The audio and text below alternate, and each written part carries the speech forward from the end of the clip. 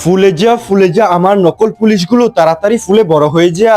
তোদের দেখি আজকে চালান কাটবো আর খুব টাকা কামাবো। আরে বাহ, আমার নকল পুলিশগুলো তো তৈরি করে ফেলছি, একদম আসল মনে হইতাছে। এই পুলিশগুলো বেলুনের তৈরি, কেউ তো বুঝতেই পারবে না। চলো এবার কেউ এসে দেখে ফেলার আগে এই পাম্পটাকে সাইডে রেখে দেই, এমনটা না হয় আবার কেউ এসে দেখে নেয়। আরে ওই তো ডাকাতগুলো চলে আইছে, এবার তাড়াতাড়ি করে পুলিশের পোশাক পরে ফেলি, এমনটা না হয় ওরা আবার আমাকে ছিনতাইকারী ভাবতে শুরু করে দেয়।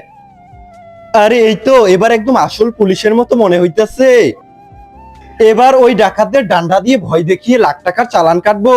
কিন্তু তারপরে কি হয়েছিল সেটি দেখার আগে একদিকে ফেরেশতা আর অন্যদিকে শয়তান তোমাকে বিপদে কে রক্ষা করে। যদি তোমার উত্তর ফেরেশতা হয় তাহলে ভিডিওতে লাইক করে চ্যানেলটিকে সাবস্ক্রাইব করো। আরে আরে গাড়ি কেন থামালি? আরে আসেন সাহেব, আপনাদের অপেক্ষাই করতেছিলাম। একটা বাইকের মধ্যে তিনজন বসেছেন, আবার এটার মধ্যে নাম্বার প্লেটও নেই। এই ভাঙ্গাচুরা মোটর সাইকেলে তিনজন নিয়ে ঘুরছিস? আরে ভাইজি, আগে তো এখানে পুলিশ ছিল না, এখন পুলিশ এলো কোথা থেকে? আরে ছোট, তুই বেশি কথা বলিস না, নয়তো এখন এই পুলিশরা তোকেও ধরে নিয়ে যাবে। যেটা বলছে সেটা কর। এই হারামিরা এখনই বাঁচতে চাইলে তাড়াতাড়ি যেটা বলছি সেটা কর, না হলে এখনই চালান করে দিব। আরে সাহেব, আপনি ওর কথায় কিছু মনে করবেন না, আমরা তো ছোট বাচ্চা। আচ্ছা তাই নাকি? ওকে তো দেখে 50 বছরের বুড়ো মনে হচ্ছে। আরে স্যার, আমাদের ছেড়ে দিন। কি পুলিশদের সাথে মিথ্যে কথা বলিস? আজকে তো তোদেরকে খবর করে ছাড়বো।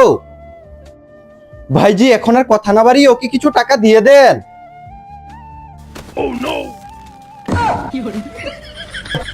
আরে বাপরে, এই পুলিশগুলো তো ফেটে পাপড় হয়ে গেল। ও তো আমাদের বোকা বানাচ্ছিল।